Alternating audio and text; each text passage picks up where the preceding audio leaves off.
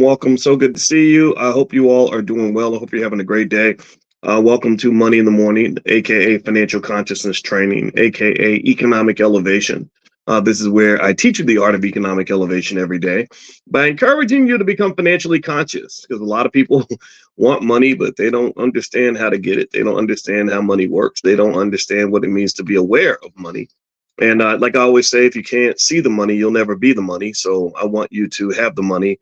And so that's what we talk about every morning. So just a reminder, in case you're new, this is what we do. And the goal is to do this every single day, 7 days a week, because we are forming habits. Habit formation is a critically important part of any wealth building process. If you have the right habits, then you can win. And I really just want us to win. So good morning, AC Salam. I see you in there. Who else is in here? I see Mandla and Kosi. Akila, good morning. James Keller, good morning. Al Ree, April Austin, I see you. Esther Matthews, Chris, Kamisha, Alice Jackson, Jay Kelly, Jackie, Frederick, Sharonda Bay, good to see you. Larry Graham, Khaleesi, Game of Thrones. I watched House of the Dragon last night, which is a Game of Thrones show, which is really, really good. So let me know, give me a quick yes if you can hear me. Let me know you can hear me okay. I want to make sure my audio is good. I wanted to jump us right into the conversation today because I saw, in case you guys don't know, again, some people are new. So if it seems like I'm repetitive, it's because I'm deliberately repetitive, number one, because that's how you form new habits. But then also, I can be repetitive because sometimes people come in for the first time and they haven't seen all the amazing stuff that we've all been doing together for the last 10 years. Some of y'all been hanging out with me for 15 years or so. I have to kind of re-up sometimes. So I hope that's okay. But then also what I found is that repetition is one of the keys to success. Well, repetition is kind of the way you really change culture. A lot of the things that we are trained to do, the things that we're trained to believe, whether it's about money or life or anything else, comes from just repetition. That's it. And so ultimately, when you're talking about who you are and how your brain is made up, I really want you to become aware of the subconscious mind. My wife is a therapist. She's an expert on the subconscious mind. So talking to her really helped me understand that the biggest challenge that we have as Black people when it comes to wealth is related to the programming of our subconscious mind. Our mind has been programmed to see the world in a certain way and to see money in a certain way. And so you have to change the way you see money. If you don't if you don't change the way you see money, then you are going to pretty much get whatever they want you to have. You're going to get whatever the people before you had, your parents, your grandparents, stuff like that. You're going to take the generational curses and embrace them, as opposed to deciding conscious discernment of which of these generational traditions that you're going to hold on to and which ones you're just going to throw out with the garbage, because some of the stuff is garbage and I don't want you inheriting garbage, nor do I want you passing financial STDs down to your children. If you don't know what a financial STD is, it's all in my book, Financial Lovemaking, actually. If you go to drboycebooks.com, the book is there. I wrote this book when I was on the faculty of Syracuse, and I wrote Financial Lovemaking because I was really fascinated when I was on the faculty there by how many people ruin their lives when it comes to money. Just how many bad decisions are made when it comes to money, how many bad outcomes in relationships happen because of money. How many times I remember one time, I was about 31 years old, and I saw this guy he was a white dude, and he went to college with me, but I didn't know him in college. We went to the same school, we were in the same business school at the same time, but we did not know each other. And so I saw him, though. It was kind of cool. Like, you see somebody that's an alum of the same school that you went to, and you're like, hey, how you been? How's your life? How you doing? And I'll never forget. This guy was, oh gosh, I had something in my teeth. Sorry. This guy was so depressed. I never forget how sad he was. And I was sad by seeing how sad he was, and I said, so it's he said, man, things haven't gone well. And I was like, really? Okay. So what's going on? And he proceeded to tell me that he just got a divorce. And he said that, he kind of lost everything in the divorce. And he was devastated. He was depressed. Like, I really, when I think about this guy, I talked to him, it was over 20 years ago when I talked to him, but he almost sounded like suicidal. Like, he was that sad. And a lot of people don't talk about that. A lot of people don't talk about how just traumatized people can be when, if you're married or something, and your spouse decides that they want to put you out, or you can't live with your kids anymore. It kind of takes away your sense of purpose. And a lot of times when a person loses their sense of purpose or their reason for being, then part of you is just kind of dead. It's very easy to get to the point where you just say, look, I might as well just go ahead and end it, right? And I don't want to see that happen to anybody, right? I think that that's really sad to see. And so anyway, so let me finish this discussion here on this point. So the poor guy, is telling me about what happened to him, and how bad the divorce was, and how he felt like he got taken to the cleaners in the divorce and stuff like that. And as I was listening to him, I remember kind of thinking about the fact that that he seemed to have sort of made a really interesting, I'm not going to say an error in his relationship. I'm going to say he made a common decision that a lot of people make, where they come in and they have this belief that relationships are solely based on this thing called love. Decision that all you have, that if you got love, all the love is all you need. And I'm not going to say that love is not important, but I kind of feel like love is nice, but love is a little bit better when love is accompanied by this thing called common sense. And typically those two do not go hand in hand. Typically when love is in the building, common sense goes out the window. And because there's something weird that happens. And I was so fascinated with relationships and love and how people act so crazy when they fall in love. Give me a yes. Who's ever been crazy in love, or ever looked back and didn't understand what you did or why, or look back and said, what was I thinking? Like, why did I trust that person? Or why did I let that person have the keys to my car? And, why, what was going on? And so I was going through that myself. I was 20, about maybe late 20s. I started to think back on that and say, gosh, why does love turn me into a crackhead? Like, what is going on here? Like, why do my personality changes? This is nuts. And so long story short, here's what, I concluded is that basically love is it's God's little trick, honestly, where your brain gets filled up with all these really powerful hormones and chemicals that cause you to the dopamine rush is so strong that you just aren't rational. You're not logical. You're just literally, it's literally like somebody injecting a drug in your veins every single day for at least the first 6 to 9 months, and sometimes longer. The first 6 months is really powerful. I remember a specific chemical called phenylethylamine. Phenylethylamine, I haven't seen it in too many other contexts, but I think it's related to dopamine. I got to go really do some research on it. And literally they just said that you're just not rational. You're not logical. They even said, if you end a relationship and then you start another one and then you say, oh, we should get married because, we love you. They said, don't do that because you're just reacting because the first kiss was so great, or the sex is good, or you're just excited about this new person, and you're going to make a bad decision.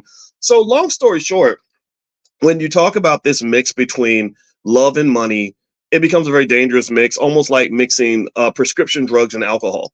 When you're mixing the two, you got to do it really carefully. And because if you do it wrong, it can be really bad. So in light of maybe in honor of that poor guy who was financially devastated after his divorce, I thought that I would share something else that I saw this morning that got me thinking. So I put this, and I put the post up on my Instagram. My Instagram is Dr. Boyce Finance, and I need y'all to follow me at Dr. Boyce Finance because I had a big Instagram page with 600,000 people, and Mark Zuckerberg's people just decided to take it down. I have no idea. It made me sad, but that's life. You just rebuild and you keep on moving. But in case you're wondering where I'm at on Instagram, it's Dr. Boyce Finance. And to prepare for next time they take me down, which it's going to happen. It always does. I have another backup page called Dr. Boyce Money. So if you go to Dr. Boyce Money and Dr. Boyce Finance, you can follow me there. And on this post, there's basically a guy kind of warning other men. He says, newsflash, you'll never be the man in a house that is owned by a woman. You're just there for the bills.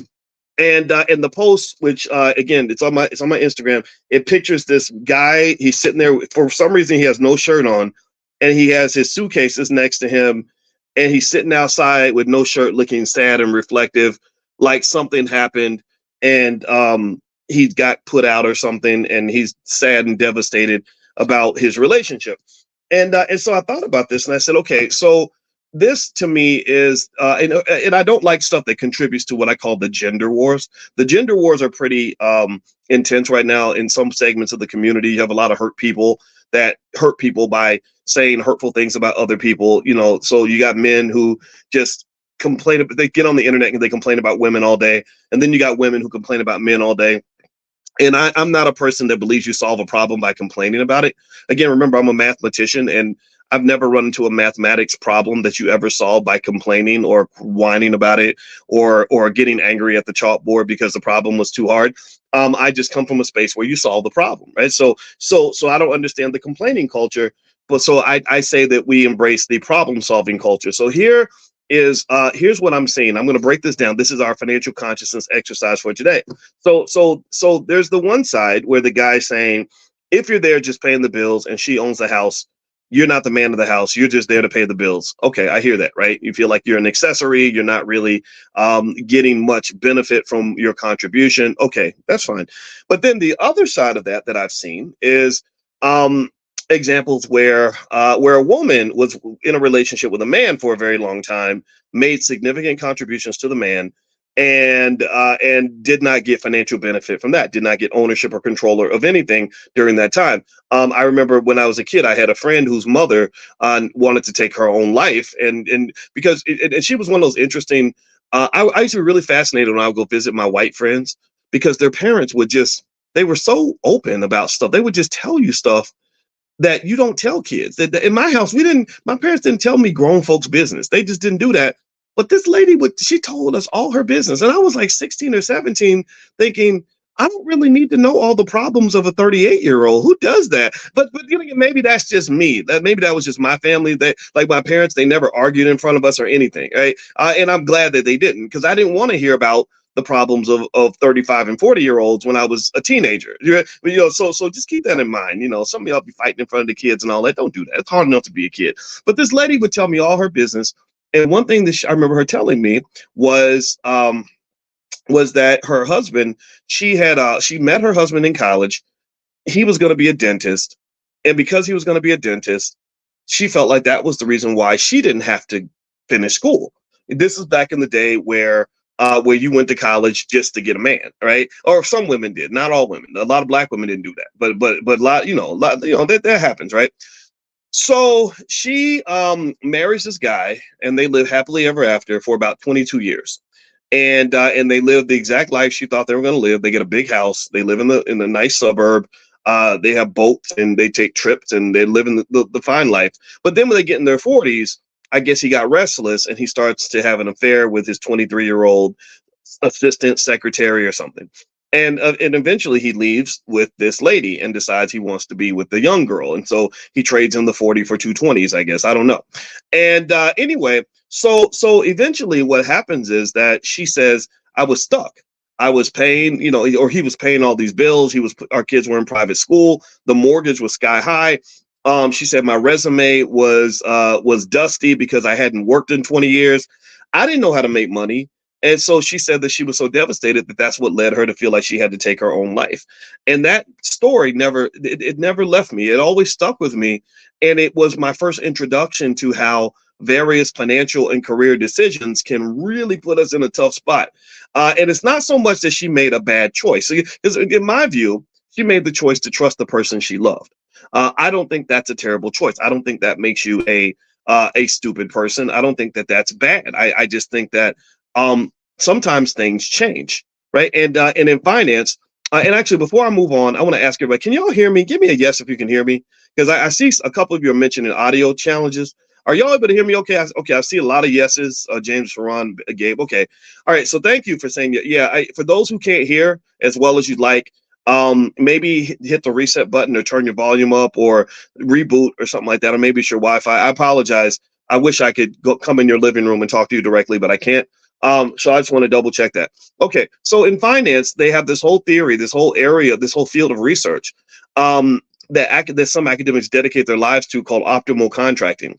And optimal contracting is related to another area called moral hazard. And basically what moral hazard represents, some of you have heard me talk about this. If you've been hanging out with me long enough, you've heard it, but it's okay. It's okay to rehash old concepts sometimes so we can really understand them. A moral hazard basically is the risk that things are going to change. That's it. It's the risk that the shift in your power dynamic is going to occur, and that's going to change people's behavior. Like, for example, the example of the moral hazard problem that I bring up in my book, The 10 Commandments of Black Economic Power, is I talk about when you loan money to somebody. So give me a yes if you understand. I bring this example up because a lot of us have gone through this. Let me know if you've ever noticed that when somebody wants to borrow money from you, that broke ass cousin who's always got a financial problem, when they come to you and ask you for money, they're always very polite. They're always, just, contrite. They're willing to concede anything. Yeah, because, I'm just having a hard time and I could just, and I just, this happened and that happened. And I promise I'm going to get paid on Thursday. And as soon as I get paid, I'm going to find out where you at. Okay, what's your number? All right, which number you use? Okay, what time? Where you going to be at 2:00? Okay, I'm going to come to your house. No, you don't have to come to, no, I want to come to you. I want to give you the money personally. And also, I promise you, I'm going to pay you as soon as I get, in fact, when I get my check, I'm going to walk over to the check cashing place and I'm going to get the money and I'm going to bring it right to your house. I'm going to walk to your house and because I know where you at. I know where I'm going to give it to you at work. I'm not going to wait till you get home. I'm going to give it to you. You know what I mean? Like they're overcompensating in terms of being really, really, really, really, really helpful and kind and loving and whatever, right? And then when they're waiting for you to decide if you're going to give them the money, they pick up the phone on the first ring, right? I've gone through this. I go through this all the time. Take it from me as a guy who always has people asking me for money. I've noticed how nice people are when they want something from me. It's kind of an amazing thing. Well, then you loan them the money, and as you all know, we know that's when things start to change.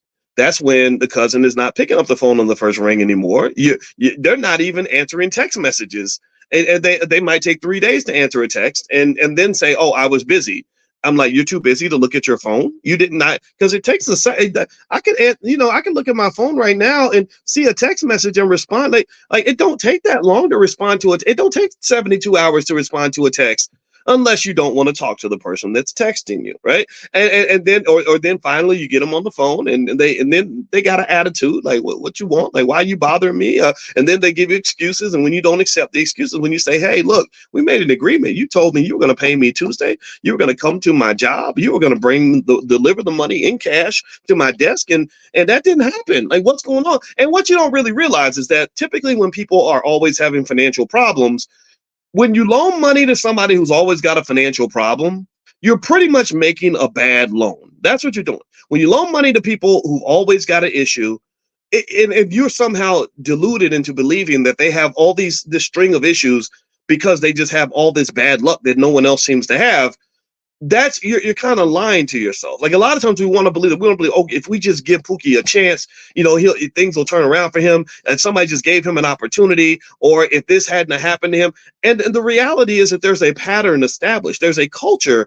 around this person, like a little dark cloud they carry around them deliberately that shapes how they view the world, how they make decisions. So when you make that loan to that person who's always got those financial problems, you're making a bad loan. They have a bad credit score, so you're really making a risky investment to begin with, right? But maybe we don't know that because we want to believe in the best in people and see potential in people. So you're hoping that if you loan Pookie this $400, this will be that one little opportunity he's going to get that's going to make everything better. So anyway, but the thing I want to point out to you is with moral hazard, what they talk about is how Pookie's attitude changes once he has your money.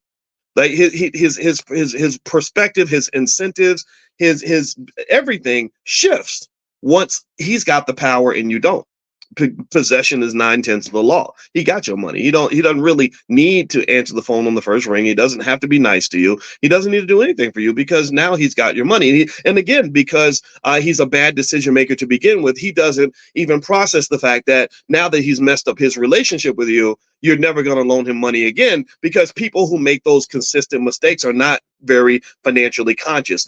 Conscious people see the long view. They see the long-term implications of their behavior, whereas Pookie may not see that. Pookie might be thinking about his next hit. He might be thinking about the moment, right? He's into instant gratification. Do you understand? So moral hazard is connected to that. So with that said, moral hazard is a big problem in finance. This does not just happen with you and your cousin Pookie. This happens with banks. There's whole research papers written about how banks loan money to, for example, third world countries. They loaned a lot of money to Latin American countries before they had what they called the peso problem, and I won't go into that. But they loaned all this money to these Latin American banks, and basically, when the banks had the money and then they had some financial problems, the moral hazard issue came up. The banks are like, well, we got your money, so you either have to take 5 cents on the dollar on your bonds, or you'll get nothing. If you don't take what we give you, then you'll have nothing. And so suddenly the person that was powerless before is in a position of power. And this happens also in marriage. Marriage, I don't care what anybody says, marriage and even relationships in general are so much deeper than just romantic love. They're so much deeper than just, I think she's pretty, I want to lay down with you, or I want to live in the same house with you, I want to have kids with you. And there's so many other dynamics that apply. I mean, marriage itself is a legal contract. That's what that is. It's a business deal for the most part. And there's rational reasons why that contract exists. That contract exists largely because of the moral hazard issue. It exists because if I'm married to you and we're tied together financially, then you have to think twice before you just pop up and walk out in the middle of a fight. Right? It's much, much harder to do. And for some people, it's a religious covenant. I believe in that, actually. I think I'm not even religious, but I personally think when two people get married and they really believe they're making a promise to God, I found that couples like that stay together longer because they're not marrying a human being. They're marrying an idea. They're marrying a commitment. They're married to a higher power, a higher ideal. And the reality is that human beings will let you down. Human beings will come up short. Human beings are going to make mistakes. So I told my wife, I said, I didn't marry you. I married the commitment to being married to you. Like, I'm married to this idea, or meaning that I made a commitment. I made a promise to something bigger than just you. So when you come up short or you get on my nerves, I'm not really looking at your behavior to determine how committed I am to the promise that I made. I'm looking at the promise I made, and whether you say it's God, the universe, or something else. I told you I don't even go to church, so don't I ain't nobody's pastor, nothing. I'm completely unqualified for that. But I do believe in commitment. Where I come from, when you make a promise, you stick with it. That's it. And so I just told her, so there's nothing you can really do that would make me divorce you. If we ever get a divorce, it's going to have to be your choice. It's not going to be mine, because I don't come from that space. And I come from a daddy who's been married to my mama for 50 years. And that meant that he had to really endure ups and downs with a very flawed person. And she had to endure ups and downs with a very flawed person, because they were just married to a philosophy, a principle. It was a principle-based marriage. Do you understand? That does not exist very often. A lot of people stay married as long as the person doesn't upset them, disappoint them, let them down, or whatever. I'm not making fun of people that are divorced. So a lot of you are divorced. I know, I'm not. I promise you, I'm not making fun of that at all, or criticizing.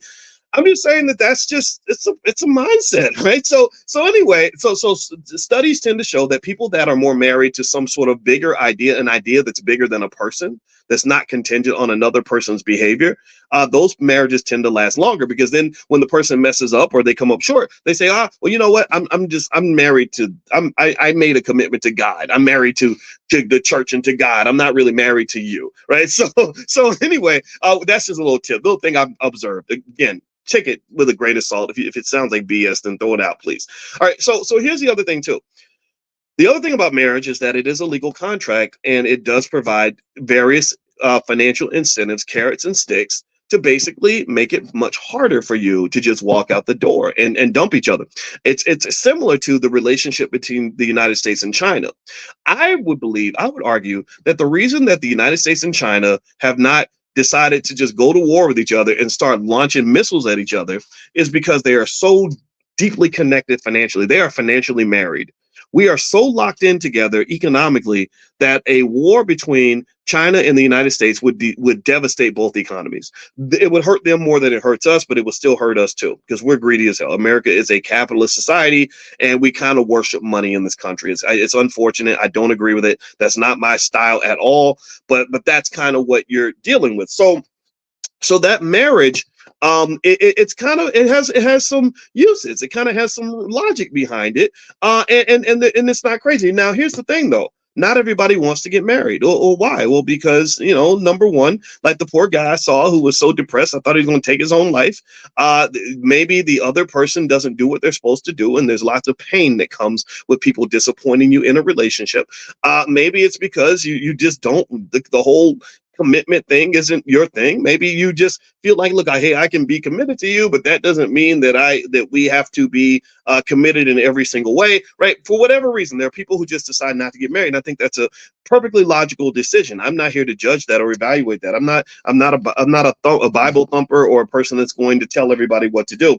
But one thing I will say is that if you go into a situation where you have a long-term relationship and you don't secure your financial and legal rights, you are in an incredibly vulnerable situation. You're vulnerable. I've told you all that story about the guy who was in his 50s. He was an old player. I'm in my 50s. So I guess I'd be an old player if I was out there playing. I ain't playing. I got my wife. But he was an old player. He had a young girlfriend, about 32 years old, and he forgot that he wasn't 32. Also, he thought that he believed this lie that people keep telling, that age ain't nothing but a number. Well, if age ain't nothing but a number, it's a very important number, because every time I try to get up, I watched the Olympic trials this weekend, and I saw Noah Lyles run 9.8 seconds in the 100-meter dash. And in my head, for a moment, I imagined myself as a 19-year-old or a 20-year-old running. I didn't run 9.8 seconds, but I can imagine myself sprinting. But then you try to do it, and then you pull a hamstring just thinking about it. Like, I literally would just think about running, and I would pull a hamstring. I didn't even have to get off the couch. I pulled a ham. How the hell are you gonna pull your hamstring while you're sitting on the couch? But anyway.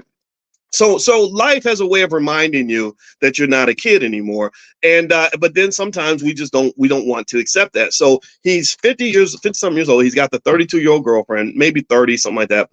The girlfriend is the same age as his daughter, so as you might expect, the daughter ain't too happy with none of that. The daughter hates the girl, but she can't say nothing because she doesn't have any rights to tell her dad what to do. So her dad and this lady have this relationship, and it's a good relationship. Whatever reason, two grown people deciding to be together, ain't nothing wrong with that, in my opinion. So he treats her well, she treats him well. She lives with him, he pays all the bills, and then he just has a stroke. Suddenly, the universe reminds him that no, you're as much as you think that age is just a number. We're going to show you how important that number is. So he has a stroke, like a lot of black men in their 50s. The 50s are kind of that heart attack stroke age. So again, I just want to go. I had to acknowledge I'm 53. So part of the reason I come in here every day and do my absolute best with you guys is because I don't know how much longer I'm gonna be here. I mean, I've never been scared to die. I'm not scared to die. The only thing I'm afraid of is living for nothing. If I was living for nothing, that's scarier than death. So death does not scare me, and it's a reality. But hopefully, I'll be with you for the next 80 years. I don't know. But anyway, so he has a stroke. And then he goes into a coma. And while he's in a coma, the girlfriend and his mother, who's living with the girlfriend, are scrambling to figure out how to pay the bills, because the problem was they secured no legal rights. They had no rights to go into the bank and get the money out. He had control of all the money. So they take the phone, they put the phone up to his face, they scan into the phone, and they're able to get into his bank account, and they pull the money out and just money to pay the bills. They weren't trying to rob him or do anything devious. They just did pretty much what they knew he would be doing if he were alive. Well, obviously that's illegal. And so, but nobody notices because he's in this coma. Well, then when he dies, though, that's when the state steps in. And when the state steps in, the state does not care what handshake agreements you made with other people while you were alive. They don't care how close your friendship was. They don't care how committed you were in your relationship. They're looking for paperwork. They're like, okay, but you're not married. Like, what legal rights do you have? She had no legal rights, none whatsoever, because everything was based on this false idea that all you need is love. They have plenty of love, but she cannot take a big bowl of love to the courtroom and say, Your Honor, here's my love bowl that shows how much this man cared about me, and this gave me the right to go in his bank account and take $30,000 out. That does not work. So all the legal rights, everything, all the assets, naturally, by virtue of the state, went to the daughter. The daughter is the one who hated the girlfriend, so the daughter finally gets all the power. Moral hazard, more things change, moral hazard. So moral hazard pops in The daughter gets all the money, and the daughter has all the power because now her daddy's in heaven, so her daddy doesn't need his assets anymore. So she's the sole beneficiary. So she goes in and just starts wreaking holy hell on everything. She goes in, she gets the girl evicted. She finds out that he took the money out of the account, and she goes to try to get her arrested. Right. So literally the problem is that when you have these relationships where you say, well, we don't really need a piece of paper. Oh, marriage is baby, oh, baby, marriage ain't nothing but a piece of paper, baby. Ain't nothing but a piece of paper. I don't need no piece of paper to tell me that I love you. Well, you need some kind of a piece of paper, maybe not a marriage certificate. Right? I'm not saying everybody needs to get married, but if you love each other, you should probably care about each other enough to secure to give each other security. Like you should, like, if I really care about you, like I told my daughter, I said, it's easy for me to care about you while I'm here, while I'm alive, because I can do things. I said, but what I want to do is I want to show you that I care about you from the grave. I want to protect you from the grave.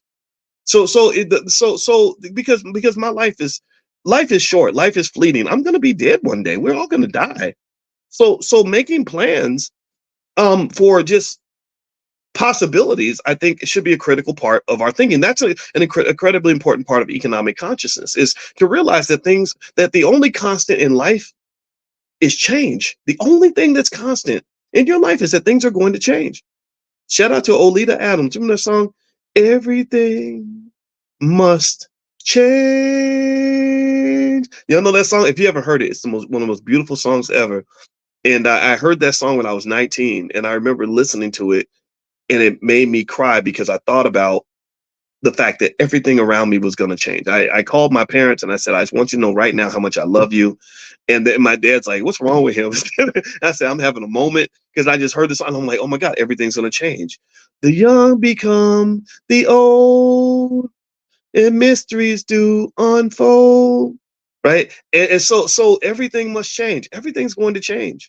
Everything about, like, right now, we're sitting together, we're talking.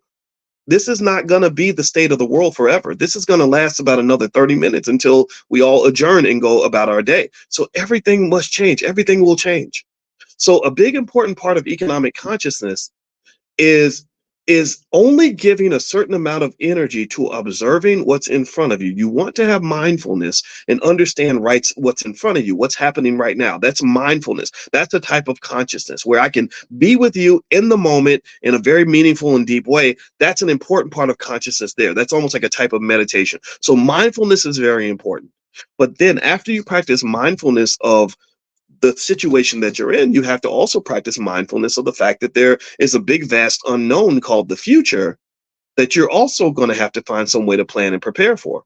So let me give you, in terms of practical, actionable information, let me give you some things you can do that will secure and protect your rights in the event that things change, which they will. And this goes beyond just being married. And again, it goes back to that post. That post triggered me. The thing that triggered these thoughts was that post, and I put it on my Instagram, which is Dr. Boyce Finance, of the guy who says, if you're just there paying the bills and she owns the house, you're not the man of the house. I hear that. So let me kind of give you some remedies for that, so you can kind of understand ways to protect yourself if you're in a relationship. And if you love someone, then you will consider these things. And if they love you, they'll consider these things. If they won't consider doing these things, then I think that it's okay to question the love. Like, how much do you really love me if you don't have a plan for me? Hey, like, do you really love me if you're going to leave me just asked out in case something happens? You get out every time you get in that car, you might not ever come home. Do y'all understand how serious this is? My Uncle Charles, um, he died a tragic, horrible death, in my opinion. Let me tell you how horrible my Uncle Charles's death was. It was just like, literally, you talk about just God's irony. It's like, it was like, whoa, how did this happen? I get a text message from my father out of the blue in 2019 saying Uncle Charles was in a car wreck and he died. Now, again, my father is the military slash police commander, so he just kind of says it. He just gives you the, straight no chaser, right?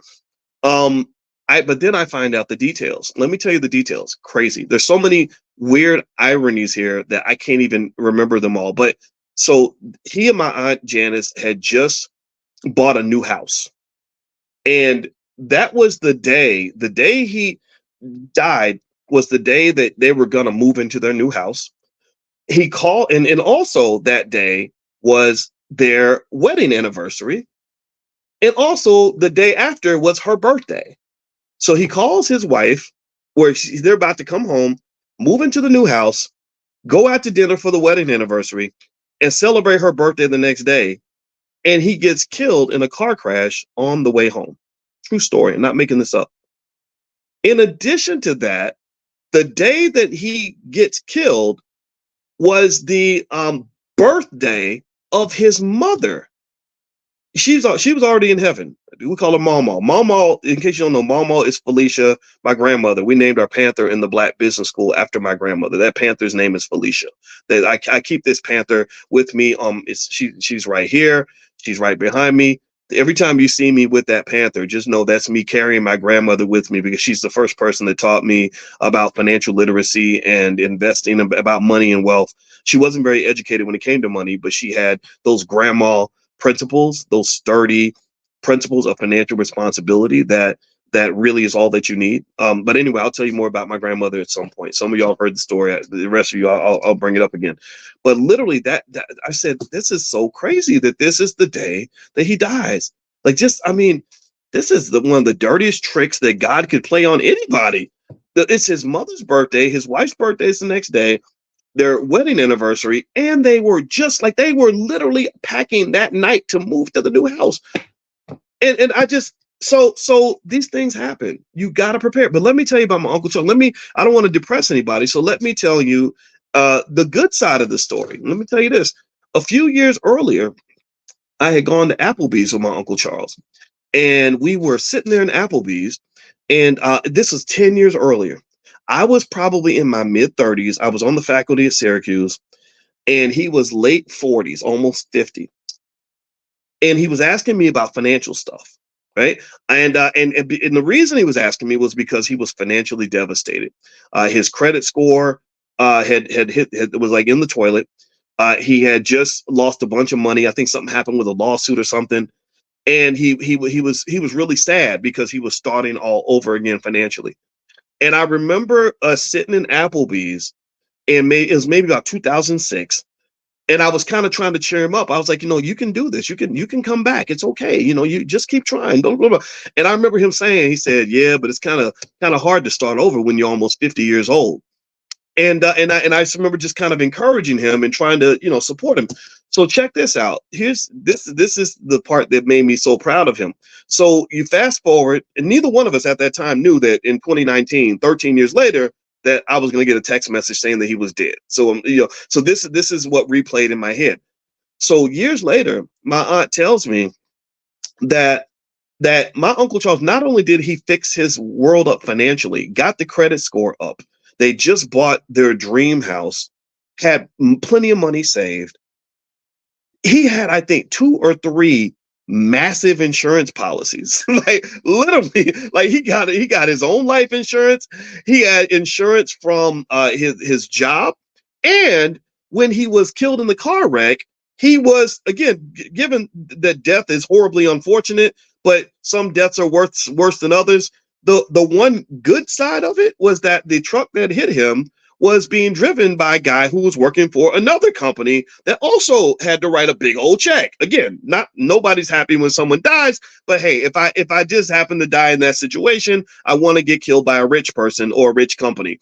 And so lo and behold, he was able to leave a beautiful and really extraordinary economic legacy with his family because he was a Black man who did not give up. He was a Black man that loved his family enough to make a plan for them. He prepared. He thought about these things. And I said, I am so proud. When I went to his funeral and I spoke at the funeral, I was so proud of him. And it just, so to me, it's like, look, here's the thing about death. And I hope I don't sound weird talking about it in this way, but death is coming for everybody. We're all in this thing together. We're all floating on this big ship called Earth that's hurtling us through space at 100,000 miles an hour. And where we happen to have bumped into each other in this place and time.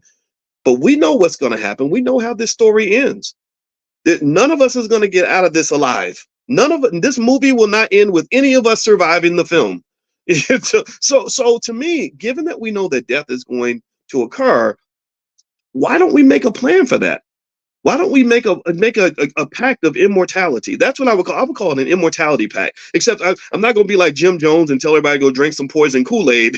That's not what I'm saying. I think that the immortality pact should be that we are all committed to make sure that we engage in optimal contracting. There's that term again I used earlier, optimal contracting, to ensure that we've got something in place to make sure that if something happens to us, when the Grim Reaper shows up at our doorstep, that the people that we love are going to be taken care of, that they're going to be in the same position that my Uncle Charles's family was in.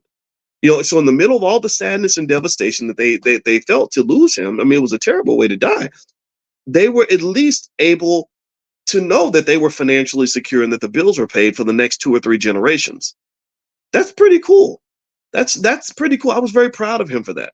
So anyway, with that said, let's go back to the stuff about it's so funny. I didn't even plan to really bring up my Uncle Charles. It just kind of, again, this, y'all know how I do this, stream of consciousness. So actually, let's circle back. But so let's hit the reset button real quick. I want to remind y'all of a couple of things. Number one, a lot of you were asking about how to invest in the stock market. I told you guys I think everyone should invest in the stock market. If you want to join us tomorrow, I'm going to do a training on called how to invest in the stock market. I'm literally going to take you into E-Trade and Robinhood and show you exactly step by step how to buy shares of stock and talk you through, answer questions, all that stuff. And the materials are yours for life.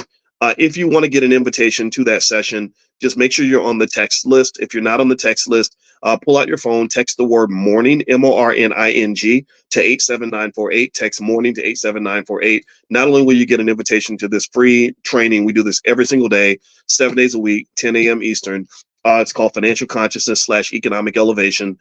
So you'll get an invitation here, but also I'll invite you to tomorrow's session. It's going to be tomorrow at noon. If you can't make it Tuesday at noon, that's okay, because the recording will be available for you afterward.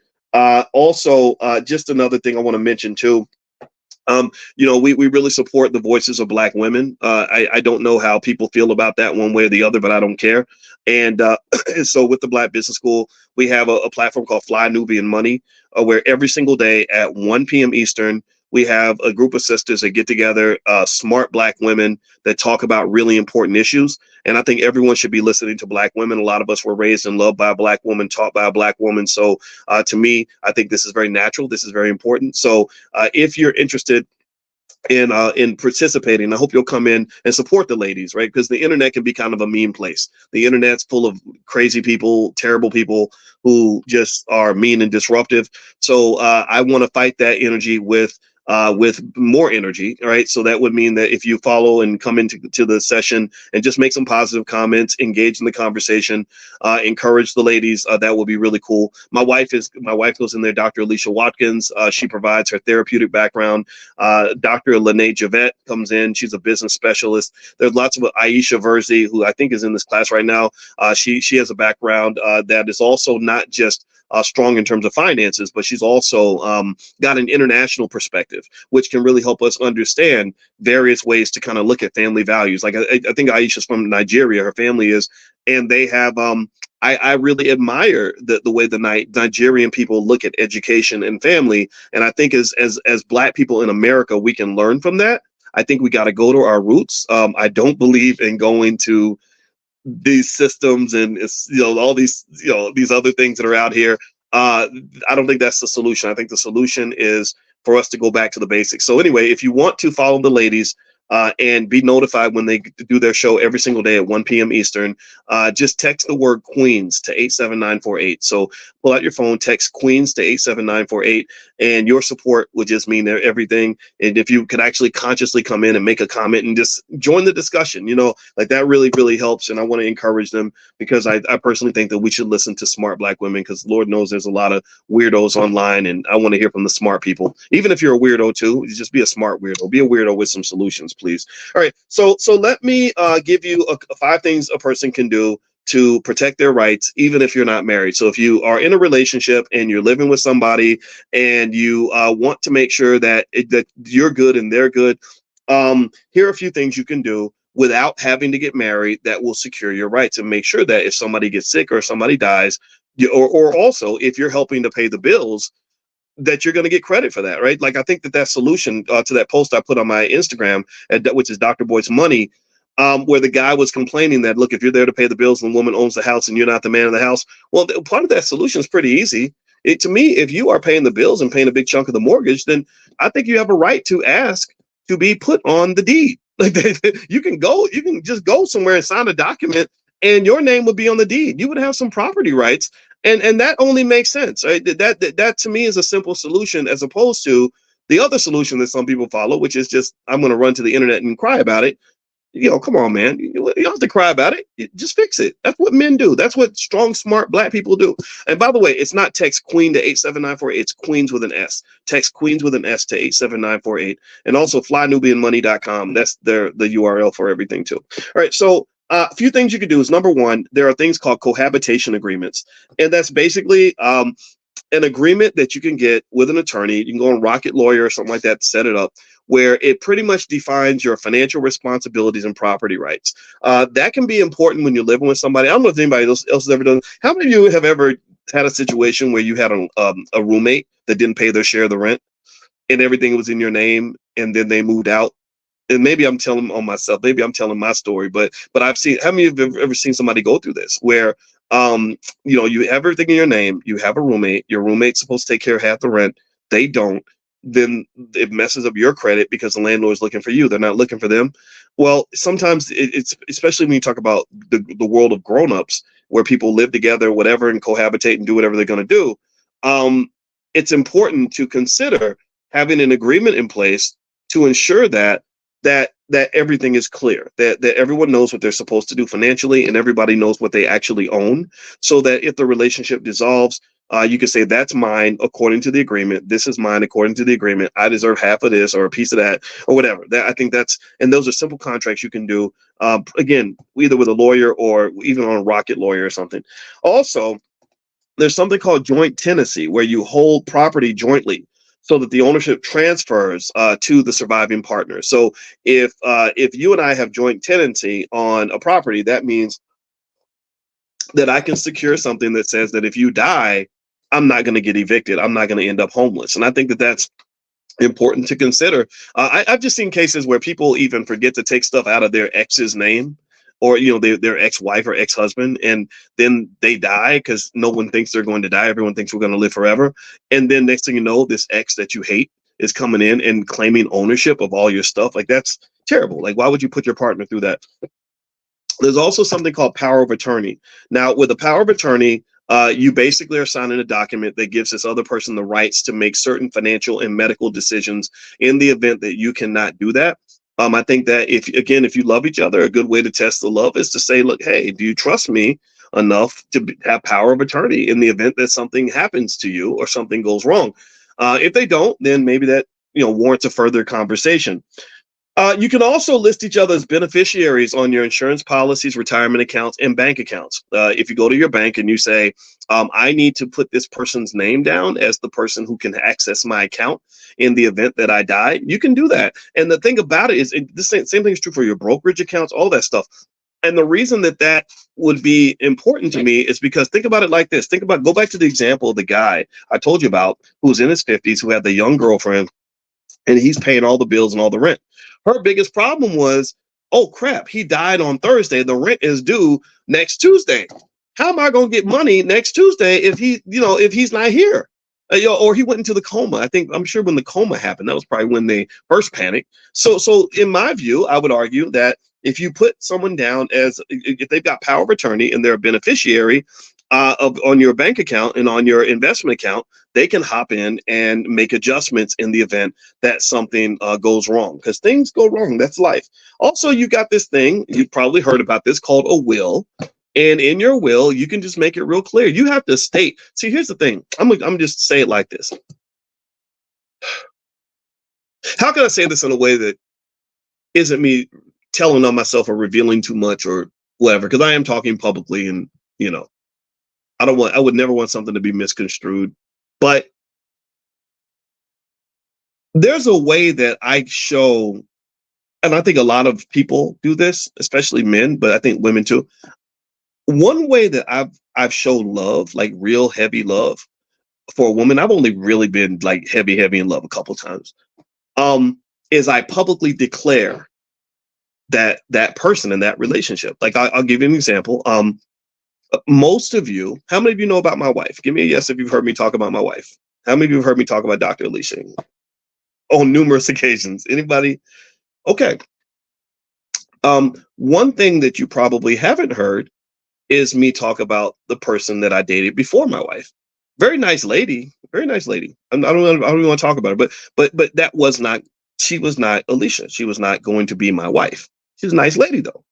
But just because somebody's nice don't mean you got to marry them. You can only marry one. And that's intentional, right? To me, my way of showing that love is like, hey, I go out to the world and I announce to the whole world, I'm taken. So that means you slide. Don't be sliding my DMs. Don't be trying to get me up and caught up in nothing.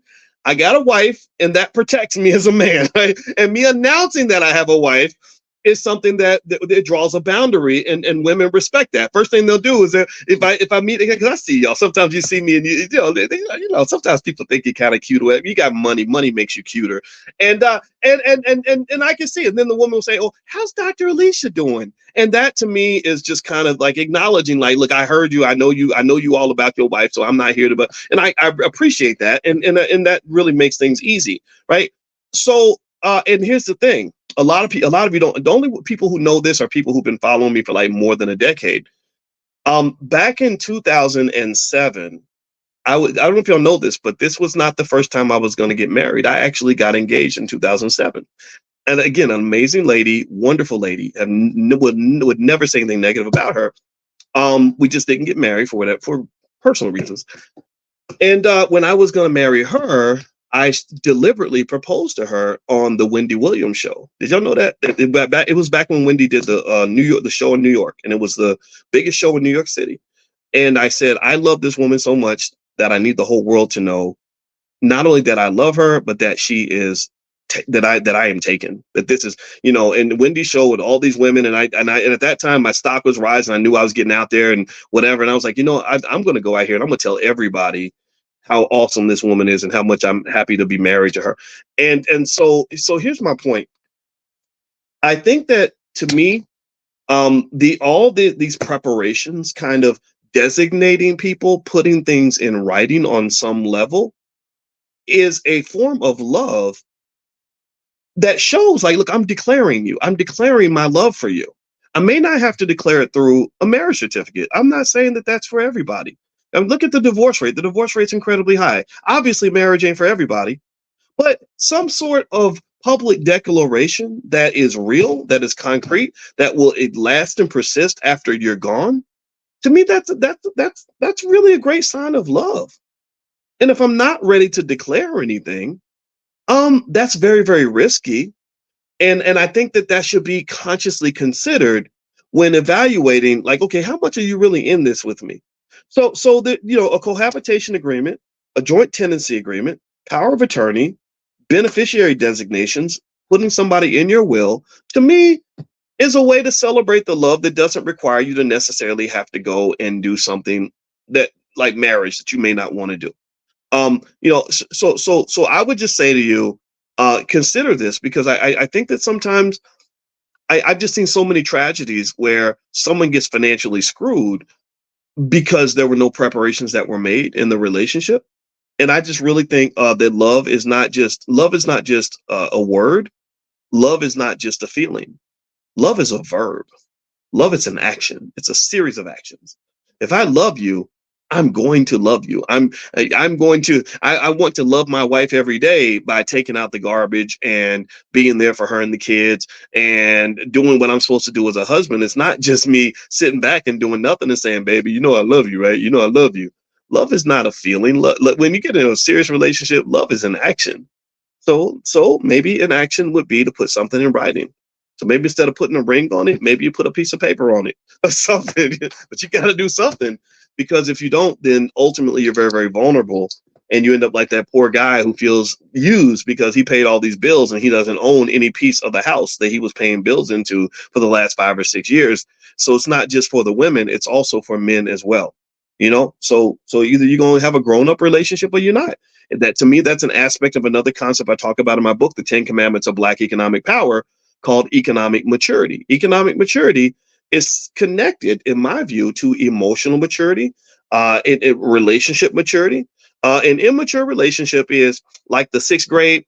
We girlfriend and boyfriend. They send you a little note. Will you be my girlfriend? Check yes or check no. Like, that's an immature relationship. Or that's my girlfriend. You got 50-something-year-old people talking about that's my girlfriend, that's my boyfriend. Why are you 55 years old? Why are you dating a boy? Seriously, are you 47? Why are you dating a girl? Like, you're supposed to be dating a girl. You ain't R. Kelly, man. Like, you're not supposed to be dating a girl. You're not supposed to have a girlfriend. You're supposed to have that's my woman. That's my lady. It's not your girlfriend. Come on. Like, that's weird. That's weird language, to be honest with you. I know everybody says it, but still. So to me, part of financial maturity, emotional maturity, relationship maturity means, okay, maybe we're not going to get married, but let's have a mature relationship. A mature relationship is something that can be documented, that's going to have to be recognized by the state, because I'm signing documents that are declaring this relationship to be legitimate. Do you understand? Give me a yes if this is making sense. Let me know if you get what I'm saying here. I'm not giving you relationship advice at all. I'm just giving you like what I might call financial lovemaking tips. Okay, financial lovemaking means that money and love are linked, whether we like it or not. We want to act like love and money ain't got nothing to do with each other, and that's the most ridiculous thing a person can say. Money is everywhere. Like I told you, when I started making more money, I became more handsome, and that's because there's a million years of biology that says that women are more attracted to men that have resources. So ultimately, when you're talking about relationship situations, not just business relationships, not just romantic relationships, this does translate to business relationships and any other relationship. Money is an important part of it. Money is so ubiquitous in our society that it literally is like the blood that flows through the veins of almost every human interaction that there is. You can't have society without money. So if you think that you can go through life and make all these critical decisions about choices and relationships and health and everything else and not factor money into the equation, that is about as financially unconscious as you can be, and you're setting yourself up for devastation. So don't do that. Just make a plan, nice and easy. Let me go through it again one more time before we get done. Cohabitation agreement to outline financial responsibilities and property rights. Joint tenancy, which basically says that property can be bought jointly. It doesn't have to just be one person or the others. Power of attorney. That means that if we have to make critical medical or financial decisions and you can't make them yourself, then I'm going to be able to make them for you. Beneficiary designations. That means that on your accounts, just put me down as a beneficiary so I can get into the account and get the rent money or the mortgage money or the bill money in case something happens to you, in case it happens tomorrow. And then the will. Hey, if I love you, I can put you in my will. That doesn't mean I exclude everyone else. Just means, I'm going to have something for you. If I'm gone, I'm going to be here in the afterlife, not just today. Okay. All right. So anyway, all right. So before we go, really quickly, I know a lot of you, when we were talking about doing the companion to Money in the Morning, I called it Money in a Minute, where I was going to basically just set something up where you can learn topics by having them just sort of sent to you via text message. I'm almost done with one of the first installments. I'll let you guys know the two popular topics that you guys mentioned that you wanted to learn about in detail were stock options and estate planning. So those are going to be the two things that we're going to put out. We'll put out stock options first, then we're going to do estate planning, where you can learn estate planning concepts, literally getting like a 90-second lesson sent to you via text every day, or you can just log in and watch them all at once if that's what you want to do. I'll keep you guys posted on that. Number two, tomorrow I'm doing that special event at noon Eastern, called How to Invest in the Stock Market. I really, really want, again, I don't require you to, there's no cost to be in this class. You only have to pay attention. But I really, really want you, everyone in here, this is the one favor I'm asking you, is I really want everyone in here to be a consistent investor in the stock market on some level. I don't care if it's 2 nickels a week. I want you participating in the stock market. So tomorrow I'm doing the training session, How to Invest in the Stock Market. I'll walk you through the process, everything else. So you can get in. There is a fee to join, and everything's yours for life. You can bring your whole family. or you can do a $1 trial in the Black Stock Market program. I'll send you a link to do the trial later on today. Make sure you're on the text list. The text list, to be on the text list, text the word morning to 87948. If you text morning to the number 87948, I will send that to you. Also, if you can't get on the text list, just send an email to support@theblackbusinessschool.com. I know some of you are international, and so if you email support@theblackbusinessschool.com, they can help you. And then last but not least, the ladies of Fly Nubian Money are going to, Dr. Alicia, Dr. Lene, etc., are going to be live at 1 p.m. today, and they're live every single day. And they tend to cover topics that relate to the financial side of Black life. Sometimes it's love and money, sometimes it's politics and money, whatever. But the topics are really interesting, and so if you'd like to join in and participate in that discussion, you can get on that text list. Just text the word Queens, QUEENS, to 87948. Text Queens to 87948, and that's because the platform's called Fly Nubian Queen, and Fly Nubian Money is a segment of Fly Nubian Queen. All right, guys. So have a great day. God bless you. Thank you so much for hanging out. I will see you all tomorrow morning at 10 a.m. Eastern, and I hope you have a great day. And I love you. I'll see you soon. Take care. Bye bye.